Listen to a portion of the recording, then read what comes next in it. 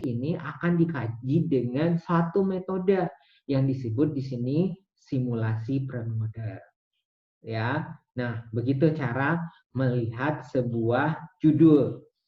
Ya, kalau ada nanti teman-teman ya yang menyatakan untuk melihat bagaimana proses persediaan, ya, kalau enggak berhubungan dengan sarfas, penggunaan sarfas pada TBBM, ya sarfasnya kita akan lihat.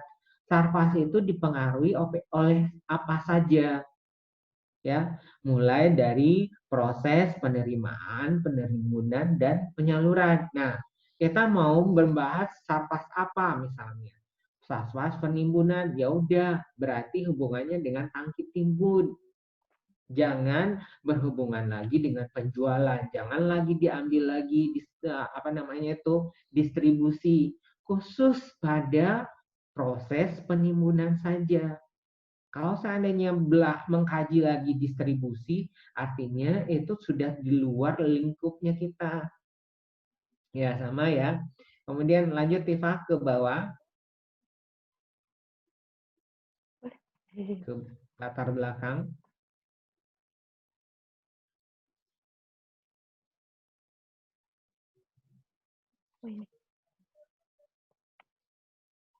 Nah, stop ya. Nah, di dalam latar belakang ini artinya apa? Kita akan menerangkan sesuatu yang lebih ya. Mulai dari yang umum, kemudian menjurus ke apa yang akan kita bahas, kemudian diperkecil lagi subnya ya, dan diperkecil lagi dengan menampilkan masalah yang ada di lapangan. Nah, contohnya di sini di pada skripsi ini menampilkan kata-kata umumnya tentang BBM. Nah, daftar pustakanya atau saya sebut citasi, kalau nggak ngerti citasi, adalah daftar pustaka seperti yang di dalam kurung itu tadi. Itu kata-kata bahan bakar merupakan salah satu sumber energi yang sangat penting dan dibutuhkan dalam kehidupan, di mana pemakaian BBM akan terus meningkat sampai Indonesia itu tadi. Itu dikatakan oleh Daryanto tahun 2007. Nah, maksud saya begini. Nah, kalau kita untuk melakukan sesuatu itu, ya kita punya dasar. Ini katanya dari siapa? Mungkin ya, ya saya mengharapkan dengan arahan saya ini mau untuk merubahnya, mau untuk menggantinya, dan mau untuk mengerjakannya. Itu. Ya, efeknya bagaimana? Ya, mungkin gini nanti ya, di dunia kerja, ya pasti banyak yang protes ya di dunia kerja. Loh, tolong dong sampling bahan bakar solar, atau sampling dong bahan bakar premium pada tangki timbun sekian. Apakah kita bisa langsung pergi? Tidak. Ya, karena kita harus tahu dulu SOP-nya seperti apa. Standar penggunaannya itu berdasarkan apa? Standar pengambilan sampelnya itu berdasarkan apa? Itu harus tahu. Ya, itu yang harus kita cantumkan di dalam daftar pustaka itu tadi. Oke, lanjut ke bawah Tifa. Oke, Pak. Lanjut, nggak usah ke sini. Ini ya. Pak, nanti Terus, bilang stop ya, Pak. iya iya. Oke, stop. Kelewat. Di atas sedikit. Aji Sucipto. Nah, nih. Nah, kelewat. Nah, karena skripsi ini kita melakukan di Aji Sucipto, kita membahas juga apa yang terjadi oleh Bandara Aji Sucipto itu tadi. Ternyata Bandara Aji Sucipto Yogyakarta itu sudah dibagi dua. Ada yang di Kulon Progo dan ada yang di Yogyakarta itu sendiri yang lama ini. Nah, bagaimana prosesnya? Nah, kita ceritakanlah di sini terjadinya perpindahan itu tadi. Nah, kalau masalah proses distribusi, misalnya distribusi itu dilakukan dengan trilogic misalnya, ya. Trilogic ini menyebabkan apa? Misalnya adanya ketidakefektifan dalam proses karyawan, misalnya seperti itu. karyawannya menjadi menumpuk pada satu shift, misalnya seperti itu, atau distribusinya tidak merata, bisa seperti itu. Nah, disebutkan. Nah, setelah itu kita menyarankan, coba ke bawah Tifa. Nah, kalau di sini dia berbicara tentang reviewer. Jadi karena adanya perpindahan apa namanya itu bandara tadi, artinya reviewer yang ada di DPP Wajib Sucio yang lama tadi, itu artinya sudah tidak efektif, tidak efisien lagi, banyak tidak yang digunakan. Nah, hal inilah yang menjadi pokok permasalahan kita. Hal inilah yang menjadi pokok yang harus kita kaji. Ya, inilah basic kita bergerak untuk melakukan skripsi itu tadi. Wah, karena ada masalah ini, reviewer harus dikaji lagi nih. Nah, itu juga yang saya bilang tadi, proses misalnya tangki timbunnya, ya, throughputnya misalnya hanya berapa 10.000 KL, ya, misalnya seperti itu, 10.000 KL. Tetapi tangki timbunnya itu, ya, tangki timbunnya pakai yang 30.000 KL, efektif atau tidak? Sudah tidak efektif karena cuman yang di throughputnya cuma 10.000 KL. Artinya perlu dilakukan atau perbaikan atau pembuatan tangki timbun baru dengan kapasitas throughput yang sesuai. Nah, itu yang akan kita kaji. Nah, pola distribusi, ya, pola distribusi berdasarkan base storage, ya, base storage, ya, storage-nya apa aja berdasarkan slow movie dan fast movie. Nah, lihat lagi yang tadi fast movie, yang fast movie itu misalnya ditaruh di depan, kita taruh di bagian belakang, kita sarankan di situ. Nah, tapi untuk menyarankan itu kita harus kaji. Nah, itu maksud saya. Terus ke bawah. Ke bawah, Tifa. Iya, Pak.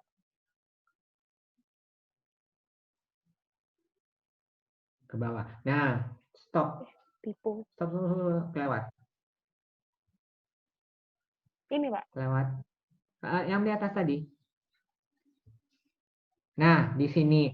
Nah, di skripsi ini, karena ada permasalahan tadi, kita menawarkan suatu metode atau menawarkan satu solusi. Kalaupun nggak metode, nggak apa-apa. Satu solusi. Ya, solusi itu di sini adanya penggunaan software simulasi. Ya, dengan software simulasi ini akan kita lihat bahwa reviewer ini masih efektif atau tidak. Nah, itu caranya di sini. Nah, ke bawah lagi, Tifa.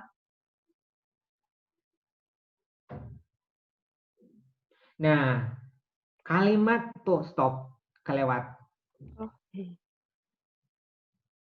Nah, stop, ya. Nah, kalimat ke bawah ke atas sedikit. Saya mau menerangkan untuk itu berdasarkan itu loh. Bawah lagi. Oh, ke bawah. Segini kelihatan nggak? The last sentence. Nah, oke.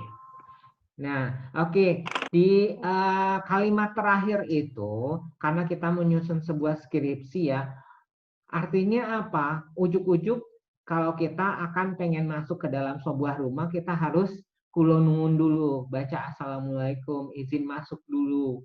Nah, di sini ketika kita udah tahu latar belakangnya, kita menutup penulisannya dengan cara, ya, ini ada dua cara di sini.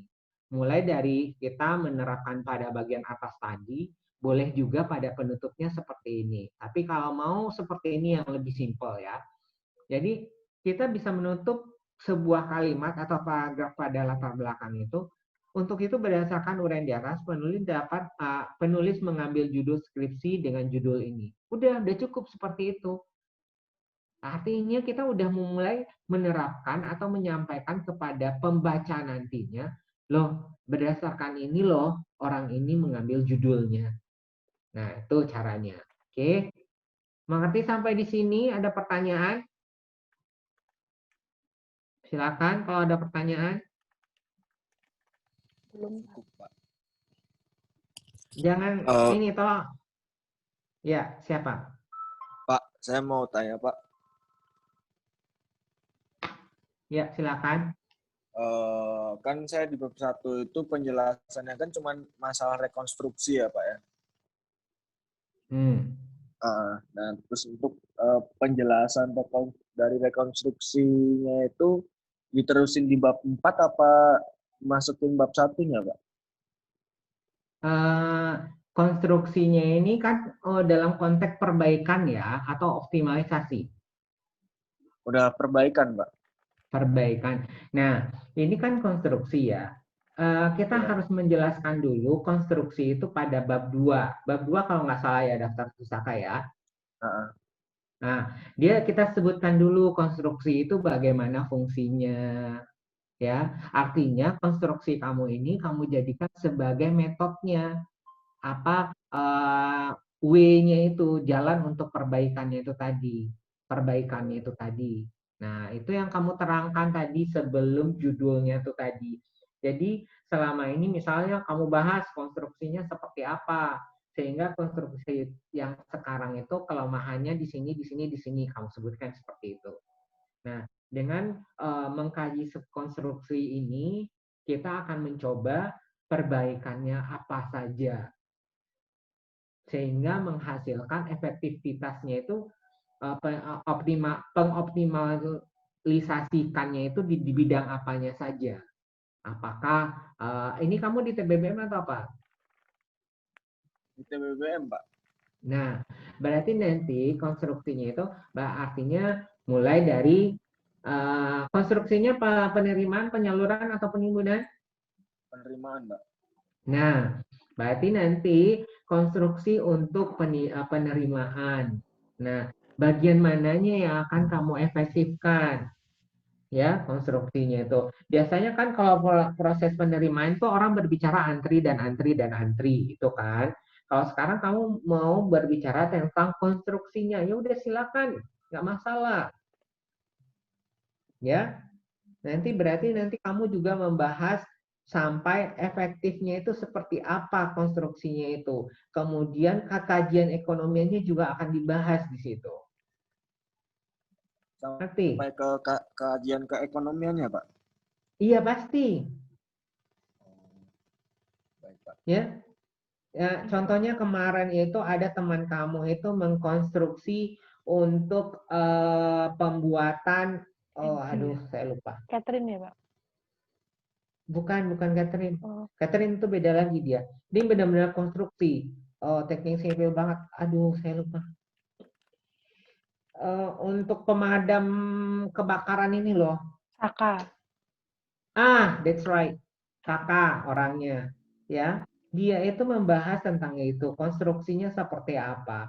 Kita mengkaji dulu di bidang logistiknya apa. Ya. Kita kaji apakah penyebabnya seperti apa. Kemudian kita kaji dengan berdasarkan SOP, misalnya berdasarkan Pertamina, ya konstruksinya itu seperti apa. Ternyata ada penyimpangan di situ, misalnya seperti itu. Nanti kamu usulkan konstruksi baru. Nah itu dihitung semuanya sampai tuntas ya. Ya, walaupun misalnya mungkin nggak yang sedetail banget ya, yang kecil-kecil banget itu jangan ya, karena itu bukan ranahnya kita lagi. Karena itu udah ranah teknik sipil sama teknik industri banget. Kalau kita itu yang umumnya aja, ya kayak kemarin itu untuk pemadam api itu misalnya apa pipanya berapa meter, ya kemudian apa namanya itu sumber airnya itu apakah ada penimbunan atau bagaimana, kemudian apakah continue atau discontinue airnya itu tadi. Nah, itu yang harus kita lihat pada segi logistiknya. Kemudian kita tidak perlu mengukur konstruksi ini itu berapa meter sekian untuk menampung refiller sekian atau menampung mobil tangki sekian, itu jangan seperti itu ya. Tapi efektifnya itu seperti apa dalam bidang logistik dan sampai di situ. Pak, kan kalau saya kan rekonstruksi penerimaan kan Pak lewat pipa. Sedangkan pipa itu kan makanya itu kan fabrikasi Pak, made by order Pak. Situ saya kan jadi bingung Pak kalau misal mau harus ngasih ke ekonomiannya, sedangkan harganya itu kan pasti sesuai dengan orderannya itu Pak. Nggak masalah, kan saya udah bilang tadi. Seperti Saka kemarin, apakah dia si penguji akan melihat bahwa nilai itu sesuai dengan yang ada di pasaran? Enggak. Tapi kita akan mencoba, misalnya kamu coba cari aja untuk konstruksinya apa aja yang dibutuhkan di sana. Coba saya tanya. Pipa, kabel, lem. Nah, hal-hal itu aja yang kamu cari. Mungkin referensinya itu kalau kemarin itu di saran itu berdasarkan harga DP Rindap. Tapi kan kita nggak mungkin mencari harga DP Rindap itu. Tapi kalau dapat ya alhamdulillah gitu loh. Harga DP Rindap itu berapa? Kalau enggak ya udah cari aja dalam misalnya Bukalapak ya. Kan ada berapa per meternya atau di internet ada. Ya, yang penting kita punya apa namanya itu daftar harganya itu dari mana. Nah, kamu lampirkanlah di dalam lampiran nanti daftar harga itu berdasarkan siapa, berdasarkan apa. Itu udah cukup. Baik, Pak. Terima kasih Pak. Ada lagi? Yang lain? Belum Pak. Belum? Oke. Kemudian kita masuk ke bagian rumusan masalah. Yuk. Nah, ini nih yang saking banyaknya ya terpeleset di sini.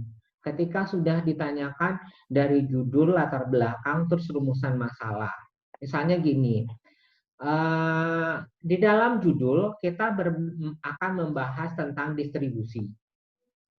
Ya, distribusinya bagaimana, ya, pola distribusinya seperti apa gitu kan.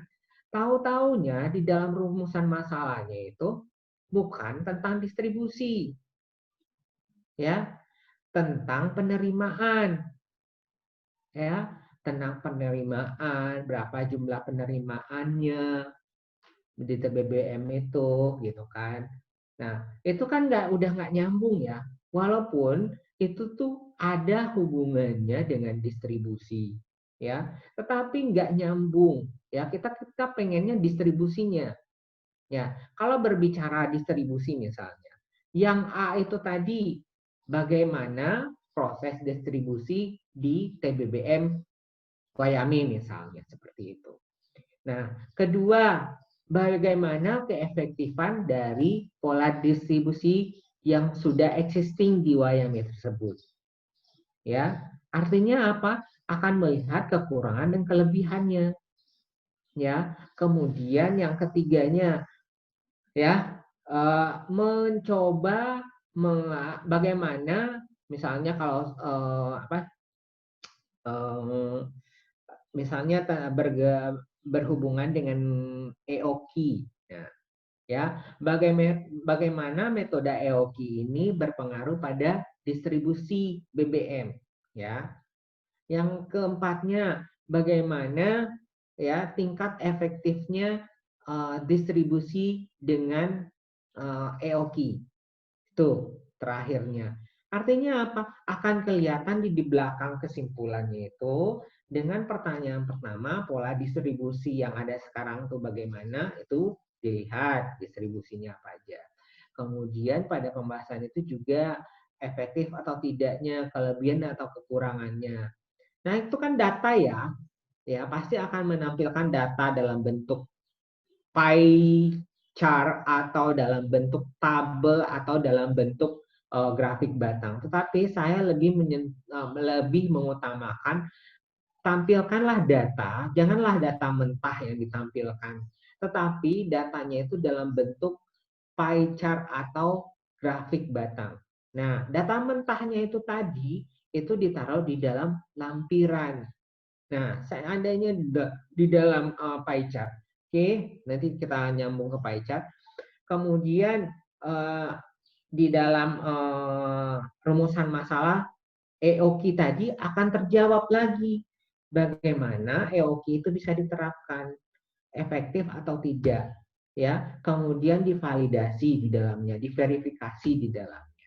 Nah, kalau pada skripsi yang ini kita melihat bagaimana penjualan aftur, ya. Penjualan afturnya dulu yang akan kita lihat, ya setelah Aji Sucipto beroperasi. Nah, kemudian ya baru kita lihat bagaimana keefektifan revealer itu tadi setelah Aji Sucipto yang di Kulon Progo itu ada.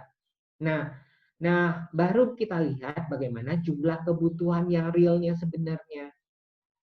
Nah, itu ya, ada step-stepnya itu tadi, jelas ya. Oke, ada pertanyaan untuk rumusan masalah? Halo? Belum. Halo? Belum ada, Pak. Yang lain. Bukan Tifa, yang lain Tifa.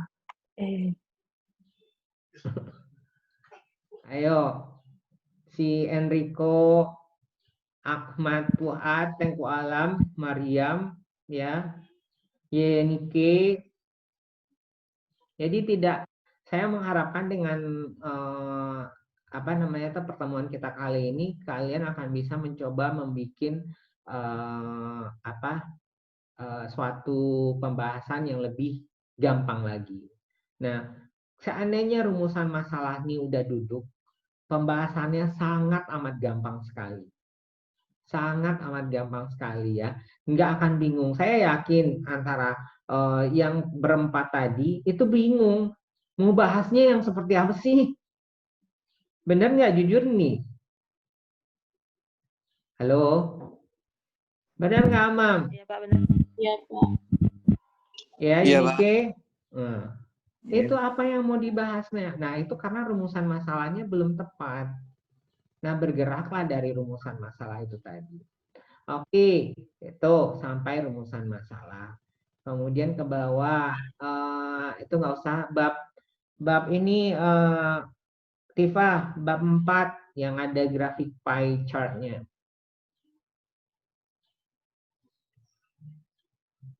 Ini udah satu ini ya. Di atas itu ada grafik juga nggak apa-apa. Yang ada grafiknya aja. Nah, ini ya contohnya di sini. Di sini akan mencoba kecilin dikit dong.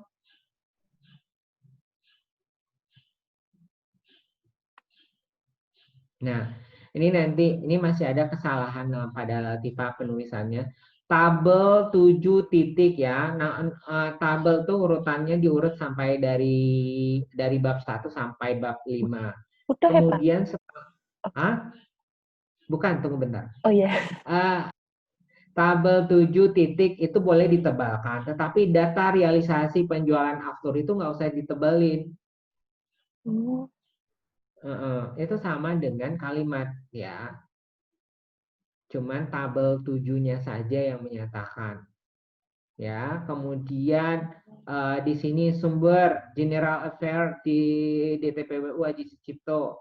Nah, itu nggak usah disebutkan lagi sumbernya itu di delete aja. Iya, Pak. Oke, kemudian gambar juga seperti itu ya. Nah, baik ya, kita lanjut. Nah, di sini Tifa mencoba pada skripsi ini mencoba bagaimana sih realisasi penjualan aftur 2015 sampai 2019. Nah, sekarang coba saya tanya ya, dari 2015 ya sampai 2019 dengan tabel di atas itu bisa terlihat nggak mana yang lebih tinggi, mana yang lebih rendah? Terlihat. Ya, dengan tabel ya, bukan dengan grafik. Nggak terlihat, Pak. Bisa terlihat, tapi kita bisa melihatnya itu harus lebih konsentrasi angkanya dari mana ya, ini angka mana yang besar ya, ini mana yang kecil ya. Akhirnya seperti itu ya kita melihatnya kalau di dalam tabel itu. Tetapi pada grafik di bawah, dia membuatkan grafik penyebarannya secara total dalam bentuk garis, titik-titik, dan dihubungkan dengan garis. Nah, ini kelihatan dari tanpa melihat isi tabel tadi, udah kelihatan, oh 2018 tinggi banget ya ininya realisasinya penjualannya. Bisa langsung kayak gitu orang komentar, nggak perlu waktu yang lama gitu loh. Ya, pada saat itu orang bisa langsung komentar. Kemudian dari 2015 sampai 2018 sebelum ada lapangan baru itu polanya itu selalu naik. Tetapi ketika ada lapangan terbang yang baru, Kulon Progo, itu langsung turun drastis. Itu bisa kita lihat langsung, gitu, nggak perlu kita pikirkan di sini, gitu loh. Kita bisa ngelihat. Nah, itu yang saya bilang, jangan sampai menampilkan data mentah seperti yang di atas. Ya, boleh menampilkan data mentah, tapi di bawahnya harus dibuatkan dalam bentuk yang lebih komunikatif, dalam bentuk grafik. Kalau enggak, ya udah data mentahnya ini bisa ditaruh bagian di belakang lagi. Nah, sekarang saya coba di sini, coba ke bawah, Tifa. Pembahasan tentang tabel ini mana, Tifa? Ini langsung. Nah, ini masalahnya, ya. Ini masalahnya, Tifa, ya. Awas ke atas, coba. Kemana ya, Pak? Ini. Ke atas lagi. Nah, ini kan stop penyaluran tadi. Tabel tadi. Kaki timbun, Pak. Sarfas, Pak, kalau yang atas. Enggak, bukan yang tadi. Nah, realisasi ini loh. Nah, realisasi penjualan ini. Nah, pada kalimat atas mana? Besarnya angka penjualan tersebut dapat dijadikan sebagai bahan untuk menghasilkan evaluasi. Nah, ini pada skripsi ini sudah dijelaskan pada bagian atasnya bahwa realisasi penyaluran merupakan besarnya angka bla bla bla bla terhadap konsumen. Besarnya angka penjualan tersebut dapat dijadikan sebagai bahan. Nah, ini kan pembuka kata-kata ya. Pembuka kata-kata untuk tabel 7. Benar ya, Tifa, ya? Iya, Pak. Nah, harusnya setelah akan datang realisasi penjualan aftur pada Aji Sucipto dapat dilihat pada tabel 7. Ya, itu kata penutup itu ditambah nanti ya, Tifa, ya. Oh iya, Pak. Nah, kemudian di bawahnya, Tifa. Di bawah grafik. Nah, di sini nih belum di atas. Setelah gambar 13 ini, setelah kita melakukan gambar 13, bukan berarti kita pluk menaruh kayak gitu aja, enggak. Tapi kita bahas di bawahnya kalimatnya. Pada gambar 13 dapat terlihat bahwa realisasi penjualan dari tahun 2015 sampai 2019 sangat fluktuatif. Di mana tahun 2015 sampai 2018 terjadi kenaikan, tetapi setelah 2018 menuju 2019 terdapat penurunan. Nah, penurunan ini diakibatkan oleh beroperasinya Bandara Kulon Progo. Itu diterangkan di bawahnya. Oh iya, Pak. Ya. Iya, Pak. Nah, itu nanti ditambahkan ya, Tifa, ya. Iya, Pak. Nah, begitu juga dengan yang lain, ya. Tidak hanya menampilkan gambar, tidak menampilkan dengan grafik, tetapi dibahas, ya, apa yang menyebabkan di situ. Jadi apa ya? Kita akan menyampaikan suatu tulisan, ya. Misalnya gini, yang paling gampang aja, ya, bahwa COVID-19 itu sangat berkembang pesat di Surabaya, ya, dengan angka sekian gitu kan, dengan kabupaten ini kabupaten itu gitu kan. Apakah kita hanya menerima itu? Enggak kan? Coba menerima enggak?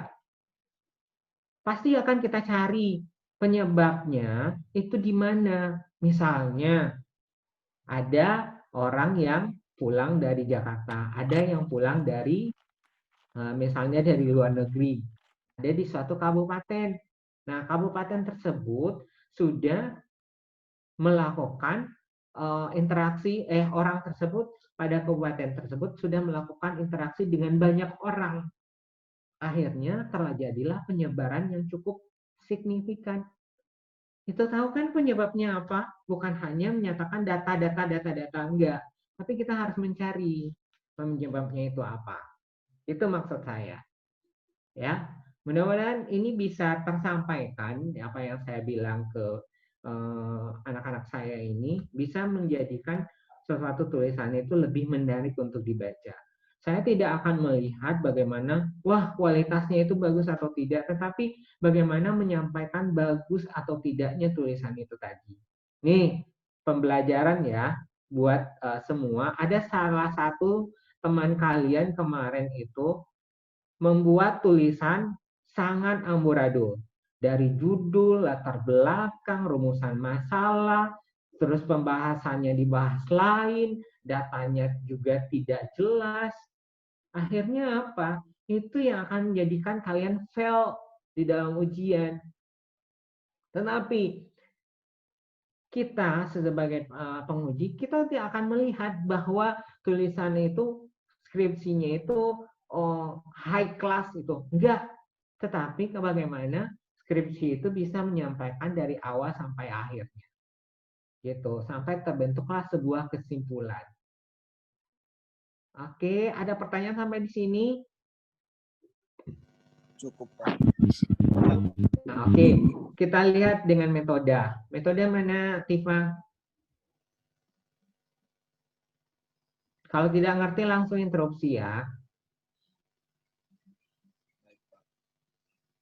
Kalau metode kita udah bahas ya di sini. Tifa mana dia? Ini ya, Pak. Metode simulasi kan. Terus datanya mana? Ini awal-awalnya dulu terus. Nggak usah awalnya nggak usah. Nah ini ya. Ini salah satu pola distribusi ya sebelum perpindahan. Pola distribusi sebelum perpindahan. Kalau ini kita udah bahas ini. Jadi awalnya skripsi ini menyampaikan data yang sangat mentah sekali. Mana Tifa? Coba ya teman-teman dilihat ini pola distribusinya total kedatangan pesawat ini tabelnya. Bisa dilihat total kedatangan pesawat itu paling maksimal di shift keberapa? Coba saya tanya Akmam.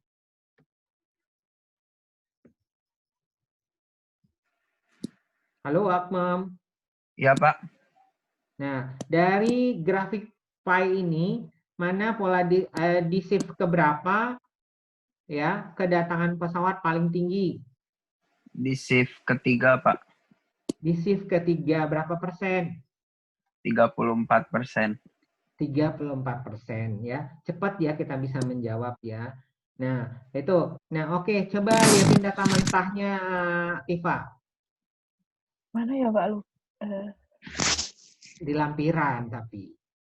Oh, itu. Nggak ada ya? Ini, Pak, kayaknya. Yang lama. Nah, ya udah yang lama aja tampilin.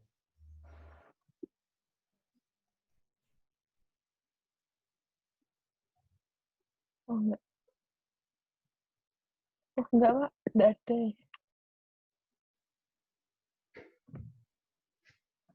Udah tak ganti, yang... Pak. Udah tak ganti. Nggak disimpan lagi. Apa ini ya? Nggak disimpan. Hah? Di emailnya Pak Oksil. Aduh. Jadi kemarin skripsi ini di Tifa itu dinyatakan ada. Itu dalam bentuk tabel kok. Oh udah, bilang Pak. Jadi kemarin itu pada skripsi ini menampilkan total kedatangan itu diurus shift 1 itu dari jam 4 itu sampai jam 5, jam 5 sampai jam 6, jam 6 sampai jam 7, jam 7 sampai jam 8, jam 8 sampai 9. Ini Pak itu ada, diurut. Nah, tapi cuma bukan sedikit. ini. Iya. Bukan ini udah kita perbaiki. Yang mentah banget. ya, itu diurut ya totalnya semua kemarin itu. Nah, tapi misalnya dari jam 5 sampai jam 6 tuh ada 4 pesawat, dari jam 5 sampai jam 6 ada 7, ya 6 sampai 7, jam 7 pagi itu ada 10, seperti itu dia menampilkan. Tapi dari sekian banyak di belakangnya ada shift 1. Nah, kita bisa melihat dari sekian data itu mana shift yang paling padat. Bisa, tetapi ya udah kita mikir dulu. Tapi ketika kita udah melihat grafik pie ini, kita bisa langsung ternyata shift ketiga itu lebih banyak kedatangan pesawatnya sekian persen. Nah, ini kembali saya tekankan ke semuanya yang mau ujian, bisa dilihat bahwa grafik 17 ini dibahas di bawahnya. Ya, bahwa kedatangan pesawat terhadap pada shift ke-3, kemudian dengan jumlah apa kemarin ini 34%. Nah, 34%. Ya, dari jam 2 sampai jam 7. Nah, misalnya seperti itu. Oke, hasil simulasinya mana sih, Pak?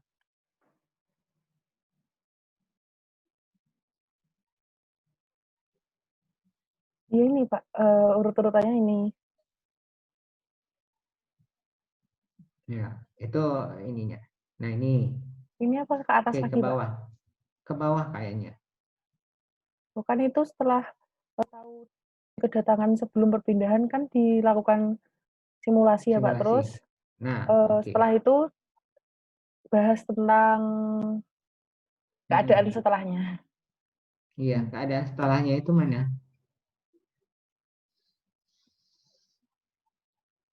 Ini Pak. Nah, nih ya. Ini yang setelah ya, setelah perpindahan.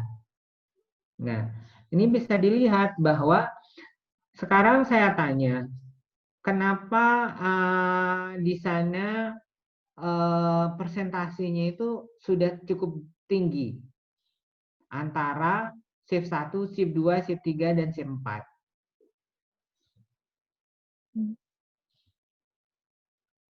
Ayo, siapa mau jawab?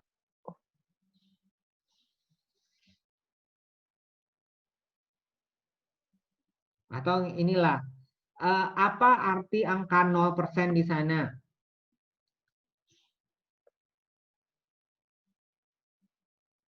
Memang nggak ada Halo, kedatangan pesawat Pak. bukan Tifa yang jawab. Oh, Kalau menurut saya sih Pak, itu di peak season-nya yang di shift pertama sih, yang dia banyak. Terus di jam-jam di shift keempat itu dia turun. Jadi mulai ke jadi dia benar-benar semakin malam itu dia semakin turun Pak. Jadi peak season-nya tuh di shift pertama itu. Beda dengan yang tadi yang di atas. Nah, itu maksudnya seperti itu. Wah, jadi peak season-nya itu pada pagi hari sampai siang. Setelah itu antara jam 9 sampai jam sore itu jam 15 itu atau jam 14 itu udah sepi penerbangan. Nah, kemudian nanti malam akan terjadi lagi kepadatan pesawat. Nah, itu bisa kita lihat dari grafik ini. Nah, itu yang saya bilang bahwa kita harus membahas setiap grafik itu. Oke, ada pertanyaan lagi? Ada pertanyaan sampai di sini? Silakan. Ditutup, Tifa.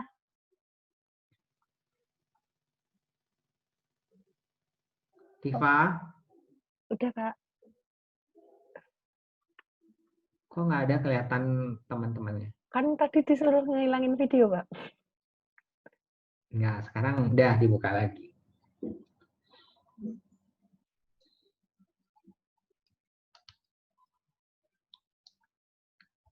Oke, mana yang masih bertahan nih dengan apa yang saya terangkan? Masih Pak. Ya, ya, ya. Mungkin sebelum saya tutup, saya menyatakan bahwa arahan ini bukan berarti kalian itu harus 100% baik, tetapi saya mengharapkan adanya itikat baik kalian untuk mencoba memulainya untuk memperbaiki itu. Kalau sudah ada itikat baik untuk memulai memperbaiki itu, ya saya pribadi akan menilai loh, ini akan ada perbaikan gitu loh, ada mau memperbaiki diri gitu. Tapi kalau tidak ada, ya itu yang saya bilang tadi, bagaimana saya akan mempertanggungjawabkan ketika kalian ujian lisan nanti, ujian kompre juga, ya itu yang akan membawa kalian ke file-nya seperti itu. Jika kalian itu, kita tidak perlu menguasai secara total skripsi, tetapi kita mengerti alur dari skripsi kita. Udah. Kalau udah ngerti alur skripsi kita mau dibanting dari mana saja, atau ditusuk dari mana saja oleh penguji, itu kita siap. Gitu loh. Ya. Tapi kalau nggak ngerti alurnya itu tadi, itu yang bikin kalian kepleset sedikit saja, udah itu makanan empuk sama penguji, akan dicecar itu langsung, dicecar mental kita udah down, makin down dengan pertanyaan nggak dapat gitu kan, nggak dapat lagi. Ini Afif kok nggak ada ya, udah keluar. Afif mana Andoko? Tadi signalnya Afif agak buruk, Pak. Jadi dia sering ke live gitu, Pak. Ini sudah di-record, Pak. Jadi nanti mungkin sama Tifa di-share, Pak. Oh, oke. Iya. Enrico masih di sana ya. Nah, ya, terutama untuk Yanike, Enrico, Akmam dan Afif ya. Nah, kalau si Maya akan perbaikan sedikit, Tengku Alam, Ahmad udah makin bagus ya. Jujur di sini saya surprise untuk Elsianus. Elsianus sangat gampang diarahkan. Ya. Tolong yang lainnya coba berani untuk diskusi. Kalau saya pribadi jangan dijadikan sebagai wah takut dengan Pak Oksir, takut dikoreksi banyak, jangan seperti itu. Ya. Ya, dikoreksi banyak bukan berarti itu sangat menakutkan. Ya, kalau saya dulu ya pribadi untuk pengalaman sampai saya S3, yaitu mulai dari skripsi, disertasi, ya, tesis, itu semuanya perjuangannya sangat kuat sekali. Yang penting kita mencoba menyampaikan apa yang kita sampaikan itu kita kuasai, udah. Kita nggak perlu lagi nyenggol yang lain, kita nggak perlu lagi nyeret yang lain, enggak. Tapi cobalah menguasai skripsi itu dari awal, dari judul, latar belakang, rumusan masalah, pembahasannya, sama kesimpulan. Ya, ada pertanyaan sampai sini? Ayo, Enrico. Cukup Pak. Mungkin Pak nanti setelah saya kirim bab 1 sampai bab 5-nya Pak, saya pengen Pak konsultasi secara langsung via Zoom, bisa Pak? Silakan. Kemarin Akmam udah janji, saya tunggu sampai malam nggak ada datang. Mana Akmam dia? Mam. Akmam.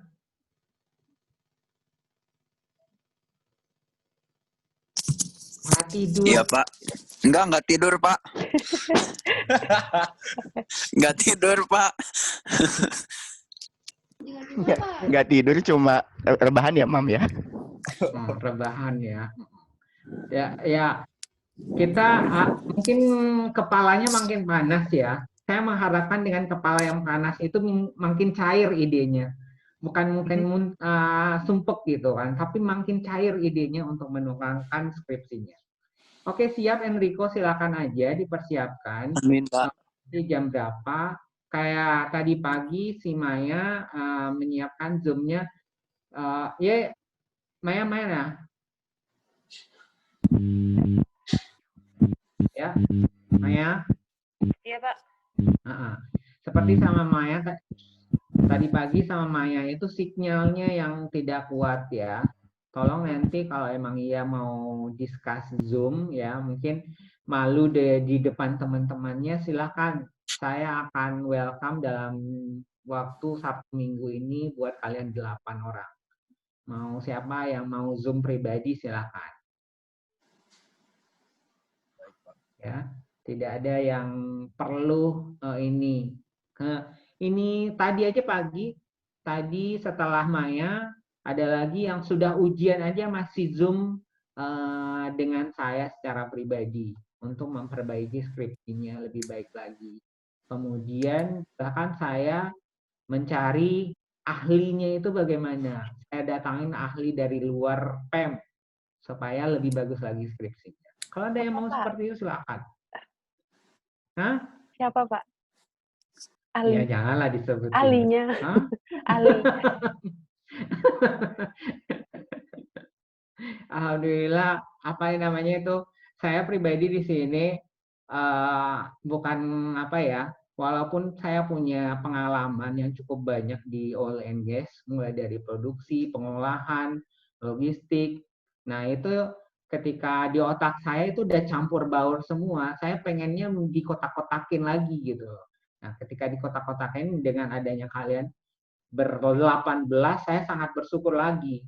Saya bukan menjadikan beban kalian 18 orang dikasih ke saya. Bukan beban buat saya, tapi malahan saya bahagia. Bahagia banget bisa berbagi ilmu dengan kalian. Itu aja. Oke, silakan ya. Sekali lagi silakan. Ada lagi?